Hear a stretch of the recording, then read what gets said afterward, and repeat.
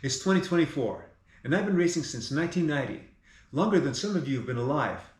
And still, I have those beginning of the season doubts, and they kind of change as you get older. I'm now far removed from being the youngest in my age category, and there's a lot of strong people aging up. Those damn young 65-year-olds. Hey, cycling community, this is Steve, Grusis the Cycling Greek. Welcome to episode 1 of my race weekend season opener vlog. This is the day before the race, and this is prep day for me. Now, I'm off today because this is a holiday. Of the many things I have to do today, what I have to really pay attention to is my food intake, because what I eat today is going to determine how well I do on the race on Sunday. What you're seeing me do right now is prepare for the race on Saturday, tomorrow. What I'm doing is preparing my recovery drink for after the race. I'm placing a whole bunch of cane sugar in the bag and also 30 grams of whey protein. What I want to do is start the recovery process as soon as I can. So by especially taking the 30 grams of whey protein, I'm setting up the mechanism for recovery. Now, I'll be traveling for about 75 to 90 minutes to get back home, and I have a lot of the food with me. I have sweet potatoes, I have Japanese sweet potatoes, I have a peanut butter and honey sandwich, I have sardines. I also have a mixture of nuts and seeds with me. I'll also carry some figs and probably some carrots. The road race I'm doing tomorrow, Saturday, is mostly flat with a finishing climb and also that same climb in the middle of the race. The road race I'm doing on Sunday is going to take a lot more energy. It's 20% longer and it is considered mountainous. Once I was done with this, it was time to clean the bike. Not only is a clean bike a happy bike, but it also takes the extra weight that you don't need from little dirt clods and whatever sticking onto your bike. And weight is what I have to worry about because I have not been worrying about my weight. I've been getting stronger, but also upper body too, that you really can't use in a bike race too much. And now I'm about 166 pounds and I wanted to start the season at 160. Actually, that's not true. I wanted to be ready at 160 for my first gold race that'll be happening in 2 months. So I actually started looking at my calories, not doing any calorie counting, just eating a little less about a couple weeks ago.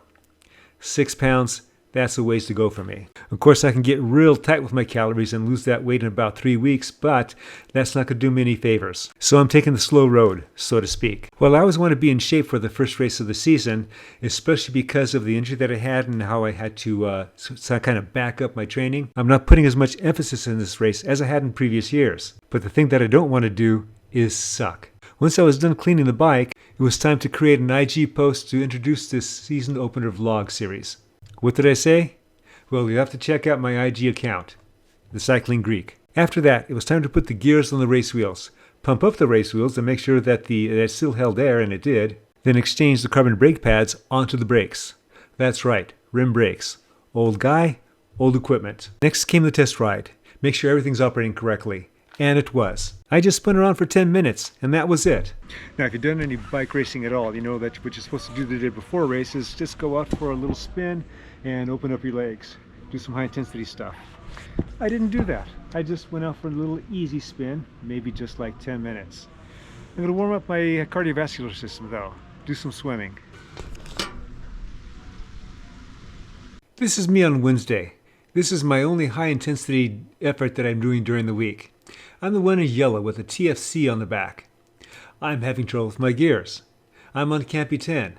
I'm using a kicker cord that's supposed to be compatible with Campy's, and it mostly is, but when I'm going uphill doing a lot of constant power, I have trouble with my gears. You can't tell it right now, but I'm trying not to cuss. It gets so bad that I lose contact and then I'm off the back.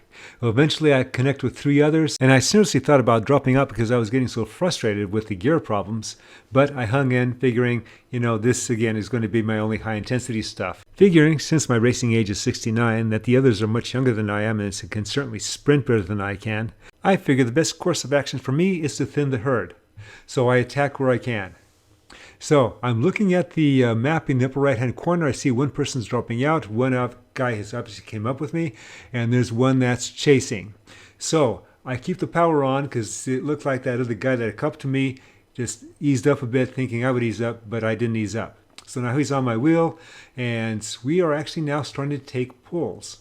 Now if you look on the graphics on the right, you'll see that I'm in the blue, and right below the blue, the next person behind me is 4 seconds, now 5 seconds, and he's connected with that other guy that had dropped off. So now we have 2 at 5 seconds, and that's a pretty big gap.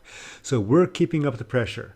So right now we're working together, and at a certain point we may not be working together so well. I've now jumped a little over 2 kilometers to go. He's got his power up and he's now trying to get away from me. I'm trying to stay up with him. I didn't feel confident in trying to counter him, so I just slow up when I even up with him. But he doesn't slow up. He puts in another effort, so now I'm chasing him again. Finally, after half a mile of having me on the edge, he slows up. And then I shoot on by, and now I'm going as hard as I can. I still have that arrow power up that you see in the upper left-hand corner. I'm saving that one until it gets a little closer. So I'm watching the numbers on the side. He's now 4 seconds behind me. Now that other group is over a minute behind us, so we're good there. So he's now 5 seconds. I'm just trying to keep up the pressure. 6 seconds, 7 seconds. As it turns out, I got to the line before he got to me. So I got to finish a paltry 20th out of 27. Still, I got the work in that I needed. Now this is Tuesday, the day before, and I got invited to this gravel ride with some friends that I hadn't seen in quite a while, and it was nice to ride with them. Well, riding with them is kind of a thing to say, I guess, because they're up there and I'm back here. They are well versed in gravel. I'm not. So Tuesday and Wednesday were really the only days, other than the 10 minutes I did today, that I did any riding on the bike. This was the end of a big block that I did, and I ended up with a big ride on this past Saturday. So basically, that's the only riding I did this week. Now today, I also did some more stuff. I walked to the pool. I walked the dog.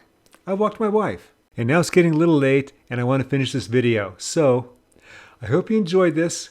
Look for the next episode. Tomorrow I'm racing, so the next episode is going to be the Cantua race. And as always, remember, comment, like, subscribe. The Cycling Greek.